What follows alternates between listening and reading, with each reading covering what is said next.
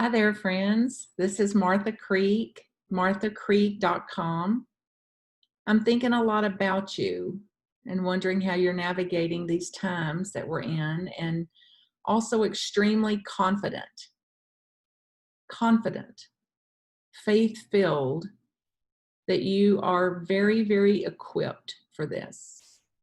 And as challenging as it may be, rightfully so, and as high as the emotions are, and as deep as the grief and loss and change is, what I know for sure is who you are.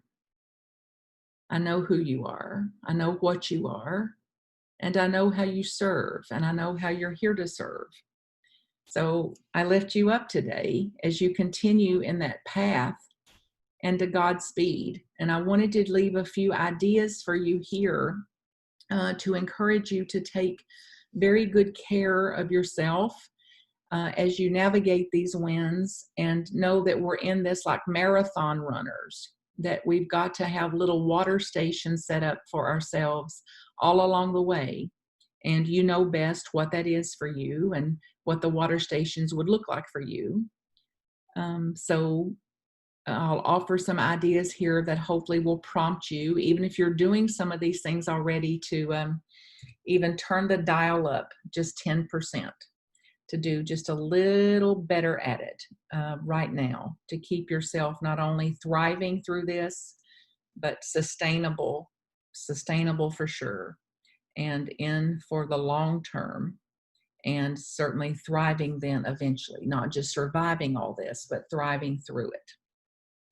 So first, to prioritize the stuff, anything in life, to prioritize whatever it is that makes your tail wag, that brings you a speck of joy, of happiness. It could be FaceTiming with your grandchildren, or it could be reading your morning daily word, or your Science of Mind daily practices.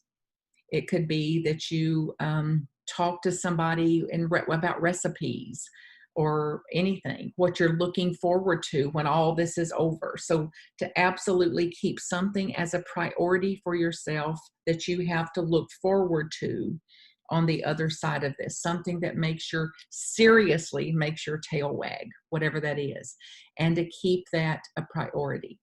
That includes also keeping things in a priority that make you and keep you sane. It could be your prayer time, your spiritual mind treatment. It could be calling the daily word line, the 24-hour silent unity prayer line, where there's a prayer associate in person there to pray with you. It could be your prayer partner that you, if you're normally pray once a week with them, that you go to every day for a few weeks or something that would keep you more grounded, centered, and sane during this. It also then means looking at whatever's going to promote health in you. And you've, I'm sure, heard a lot about this by now, to build immunity in yourself, to take longer periods of rest, longer times for sleep, to prop your feet up, to look at what you're mindful about what you're eating, and how that's to support the body in whatever form that takes. So real specific ways for revitalization, renewal, and building this immunity system. Keeping priorities and what makes our tails wag, makes us absolutely, seriously, even happy for a moment, even in these challenging times, and something to talk about, and someone to talk about it with that can look forward to something with you. That's going to be some shifting out of ain't it awful, ain't it awful, ain't it awful energy to yes, it's awful, yes, and I believe this, like every rainstorm, will run out of rain. Every rainstorm in history eventually ran out of rain. So this too will run out of rain. So when the rainstorm runs out, what can I look forward to? Something to keep out there for yourselves. It also means then encouraging you to say no to things that don't interest you, and anything that's a drag on your energy. Anything, if you think about, you wake up every morning full of vitality, renewed and set to go, and then I do this, I do this, I do this, I do this, and the life gets sucked out of me, to how I can do that and not let my energy get diminished through the day. So whatever's diminishing that, So I'm not talking about a good tired where you really did something that fulfilled you. You're naturally tired. You need to rest a little or something. I'm talking about what energy drags and energy drains, things that you absolutely have no interest in, and things prior to today or prior to this time you could not have had the courage to say no to. Just simply, I'm not available for that, or thank you for asking and I'm going to pass on that, or I'm holding very specifically my priorities during this time, and I care about you. So the no is not to the person, the no is not to your relationships, the no is to the request, the no is to the transaction itself, not to the person. So no is a very scary word to use. We're often so scared to say it, we can't even say it because it's very, very scary to say no to somebody. And it's absolutely essential to do it, and particularly right now. So if somebody's asking something that you really don't want to do, or that you don't have the time or space or the mental or emotional energy to do it, to thank them for asking, and I'm going to pass on that. Or, Martha, it's very kind of you to ask me, and I'm going to say no to that because I've already got like a real full priority right now that I'm holding very specifically. So I can't do both of that right now. So check back. So it's a yes to you, Martha. It's a yes to my love for you. It's a yes to my relationship with you. And then it's an absolute no to the request, or at least a not now to the request. Also, to practice, if you're saying no already, some of you that are practiced at this, if you're giving big long explanations for the no, or big long justifications for the no, to see if you can reel some of that in, because that explaining and justifying and rationalizing and all that is most often energy draining too. It's also defense. You know, we give those explanations and justifications because we don't want them to think unfriendly of us. We don't want to think, don't want them to think harshly of us. So that need to seek their approval, that need to seek their appreciation, seeking them to understand where you're coming from and your good intentions. And that seeking is really the biggest stressor. The seeking them and seeking from them is much more stressful than the request or the saying no to that. So see if you can reel in your explanations and justifications and rationalizations just a little, simply because it's too stressful to continue it, and that you've got more creative, innovative, and resourceful, critical ways actually right now to direct your energy. If you're struggling to say no and you can't, to begin to figure out ways that you can. So if it's just very, very scary, too scary to say it, to say, you know, I need to think about that, or I'll have to get back with you right now. I'm not in a position to answer that. I've got to get back to you later. Or for me, I can say, you know, the answer is really no. And the truth is I'm scared of hurting your feelings. So I can just name the ghost. Sometimes naming the ghost gives me the courage to go ahead and give my no. And if I can't, that you have the right and the responsibility to say, let me think about that, or I'm not ready yet to answer that, or I don't have enough information yet, or I don't know my schedule enough yet. It could also be that I simply don't want to talk about that. Like what you're asking me to do is something that's off limits for me to talk about. And we'll get into that in this next part. So it's not just in the context of saying no, for example, but saying there's questions that people may ask you. They may challenge you, try to recruit you over to their philosophies or their thinking. Can anybody relate to that? Like when people are in your presence wanting you to think and believe like they do. And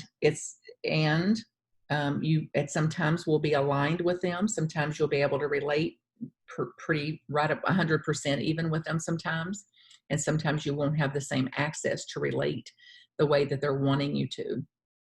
And if they're asking you questions about things that are touchy for you or personal, or that you absolutely know this is not going to go well, I already know where we stand. If I already know that we're in polarized positions or extreme positions of any kind, I know that it's not going to go well to enter into a conversation about that. And I simply don't have the energy to take it on. then to say that I've got to set a boundary about that. So this topic is off limits for us when we're together. I cannot talk about that because our positions are too extreme, or I already know that we're polarized in how we think about that. So I want to then respectfully request that that topic be set aside, that we talk about something else when we're together. It could be if questions are coming at you that you absolutely don't want to answer, you're not comfortable answering, or don't feel safe answering, or frankly, you feel like it's none of their business, that you have, again, the right and the responsibility to say, I'd rather not answer that. Or that's not something that I'm ready to talk about, or that's not something I share with anybody outside of my personal relationships or outside of my own family. So it's a way then of setting some limit with them without a hard limit or without dumping off on them or something, simply to think about defining where you stand, also then allowing them to stand wherever they stand. So it doesn't have to be that we always stand together on something. And if we grow up in this a little bit and actually mature in this, we're better equipped to accept our differences and to know that just because we have differences doesn't mean that we're all that different, that we have different mindsets and different philosophies and different preferences and things like that. And then practically during this time, some of you are wanting more phone calls than you're getting, I'm sure. Some of you are getting far more phone calls than you wish you were getting. This is the limits of our humanness, to look at the introversion of this and how introverts will not be as triggered by being isolated and cut off and at home and having less activity and all that. And it'll be very triggering for the extroverts that are really fed off of and lifted up and energized by talking and activity and expression and having people around, and maybe even physical touch or the hugs and things like that. So it cannot be like a blanket statement here, but only to encourage you to do what is actually true for you and what will keep you bolstered up. So that if you actually need more phone calls than you're getting, to be the one to make them. My friend Mary says when she called me complaining one day that nobody ever calls me, that I said to her, "How many people have you called this week?" And we get a big laugh out of that. And she said, "Well, none." And I said, "Well, yeah, you've not called anybody, but you're irritated and frustrated because nobody's calling you." So it's like taking back that responsibility for what can I do? So if you want more calls, you want more connection, find a way to get it by making the call. Set up these little Zoom counts that people are using, or your Facebook Messenger. You can video through there, or your FaceTime, things like that, so that you get the connections and the FaceTime and the time with the people that you want on your terms. And to set limits about that too, about when you're available. So it's not during your rest time, and that it's not when your energy has to be split off from your work or something like that, so that you even have limits around that. And certainly if you're getting more calls or getting burned out with the electronics and how much time you're at the machine or how much time you're at the desk, to pull back from that too, and to say, I've got to have unscheduled time for myself to go back into read, to text, to the science of mind, to scripture, to whatever brings you some type of removing from all of that activity out there. And then to absolutely commit to yourself not to respond to emails and text outside of a certain window. If they're frazzling you. If they're not frazzling you, knock yourself out, of course. Go ahead and do it. This is for how to keep our energy up, and how to keep uplifting ourselves, and to set new limits in this new normal that we're going to have. And to go, at least for now, that I need to be very mindful. Key leaders here, which you're a key leader. In our movement, a key leader in the world, in the consciousness movement for expanding consciousness and spiritual mind treatment. We're leaders in this. So it's absolutely critical to keep ourselves in the highest state, in the upper room of our own mind, and certainly above the line, so that what I'm offering here hopefully will leave us more progressive instead of regressive, and less triggered and mad and frustrated and upset. And even though those emotions are there, they're normal, certainly during these times of loss and grief and change, that we allow for those emotions and open up space for those emotions without letting the emotions take over. So some way to give the emotions their presence, give the emotions their life, to have emotions and not have emotions have us, at least ongoing. And it also includes just refusing to share parts of your life with other people that you're not ready to, if that's where you stand on it. And it also encourages some of us to really open up our life and to share other parts of our life with people. Like one of my friends from 30 years ago just went to the Martha Creek website, which is www.marthacreek.com. And she was missing her church and saying how sad she is that she's never got to see me present in the church. So I told her there's 100 videos there. They're all free, and 100 podcasts and all that. So she evidently went to some friend's house. They sat 6 feet apart to honor these protocols, and they watched these Martha Creek videos. And she said she called just so uplifted. Her tail was wagging. She was so excited at just what those videos had meant to her, having known me all this time, and that she had never had any idea about the depth of my study or what I had been doing for all these 30 years. So it's like she was meeting Martha for the first time. She also said, and I am so shocked that you were married before. I've known you 30 years. I didn't even know that you had been married. So I must have revealed that in one of the talks, that I was married as a young girl. And I've not been married since 1983. And I met her in 1989. So your friends may use this time to really get to know who's in your house and who your friends are. So not to think that we know them already, but we're just getting to know them. Then think about also, it's a time, as all of you know, as seekers, spiritual seekers, that it's a very, very auspicious time to get into the deepest of your inner work, to look at anything that you have not surrendered, any rocks, any big boulders you're still carrying through life, any kind of resentments, grudges, unforgiveness, anything, to use this time in any modality you have. Prayer work, forgiveness work, repentance work, 12-step work, 4th-step work, clearings, emotional clearings, freedom techniques, tapping, energy work, whatever you can do. I encourage you to use this time to really use it as a time of purification, emotional purification, spiritual purification, and physical purification, for that matters, as you're building your own immunity, emotional immunity, spiritual immunity, and physical immunity. And I send you my best in all that you do and all the ways that you serve the world.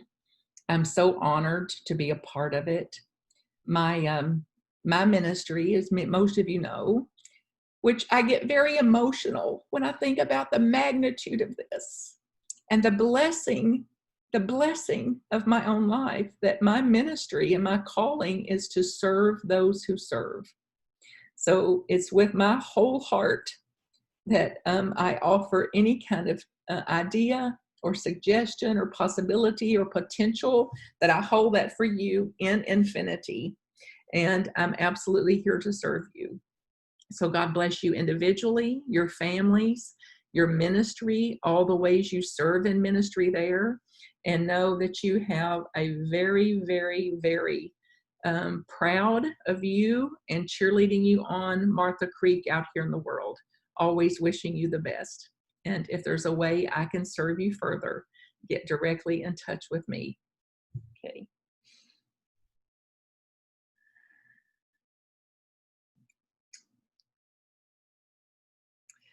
I know who you are. I know what you are. I know how you serve. I know who I am.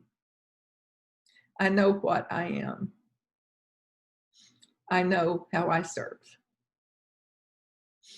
So let's begin again.